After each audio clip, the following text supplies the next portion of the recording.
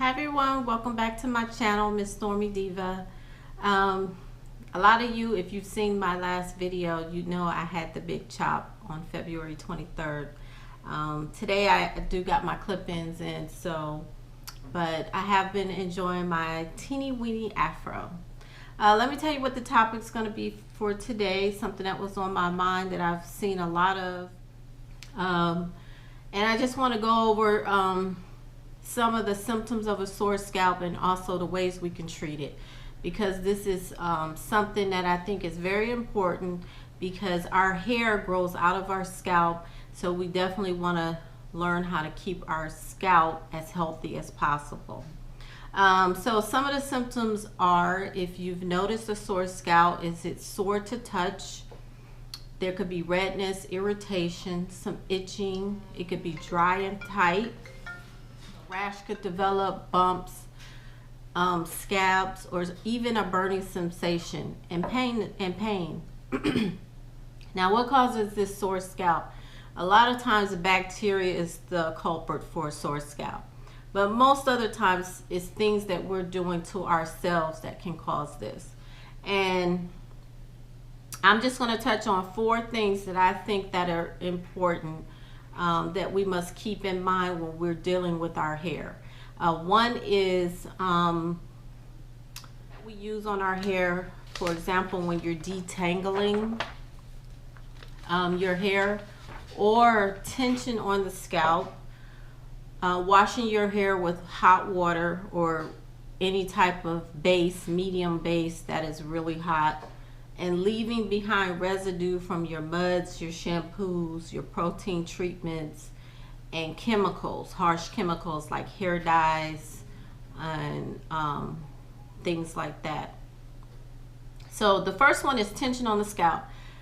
If you're getting sew-ins, braids, if you wear buns a lot, if you love puffs and you tie your hair really tight at the crown area of your head, just band 2 knots as well. Try to be mindful of how tight these protective styles are, or how tight the tension is on your scalp, because this can cause not only thinning of the hair but baldness of the hair, but it also can cause scabs, and you don't want that. Another thing is hot water, rinsing your hair with hot water or hot liquids. And I know you're like, who would do that? But yeah, there are people out here that will rinse their hair with hot water, and what happens is you ended up burning your scalp, the skin on your head. You'll burn it, and once you burn it, scabs can develop, and you're causing injury to your scalp. And this is where the hair follicles come out. It comes out of the scalp, so you want to also be very careful with that. You want to use lukewarm to cool water when you're rinsing out anything that you're putting in your hair. And then again, leaving residue behind. If you're leaving anything, like if you're using muds in your hair, protein treatments, even shampoo, if you leave that stuff behind and you don't rinse it all out, you can cause mold to develop. You can also cause irritation, bacteria to grow, itching, and it just gets ugly, you know, and then you're going to get yourself in a situation where you need medical advice. So lastly, I said harsh chemicals like hair dyes. Believe it or not, hair dyes can cause a sore scalp. How? Because maybe it's too harsh for you. It's too harsh for your hair. If you notice breakage or thinning, even baldness from all these different things, then you know you're doing something wrong. A lot of people don't realize when they detangle their hair and they use tools, they're actually pulling and they're holding their hair so taut. They don't realize the tension that they're putting on their scalp, and this can cause soreness, redness, and irritation, inflammation, and all those things. But the good part about all of this is there is a home remedy if you catch it early.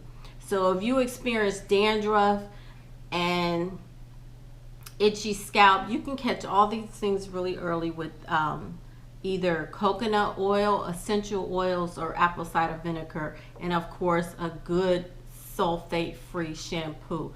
And for other people who really need the sulfate shampoo, then just dilute that with water, because sometimes I do need a sulfate shampoo and I dilute it with water. So the first essential oil that I'm going to show you, there's so many that have either an antiviral, anti-inflammation, antifungal, or antibacterial effect.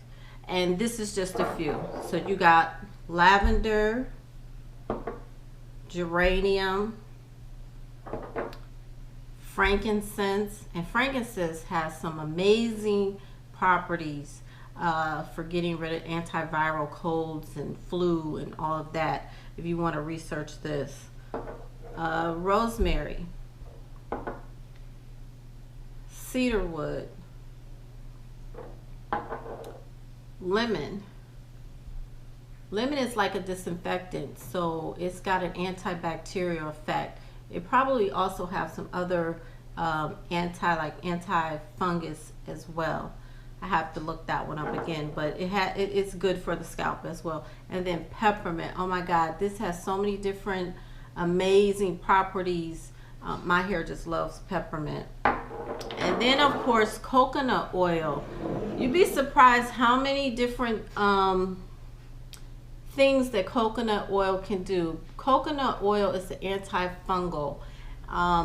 So ringworm is one of those fungus that you just don't want to get. It appears in a round circle, patchy, itchy, dandruff looking type, flaky. So you can mistake it as dandruff, and it's not.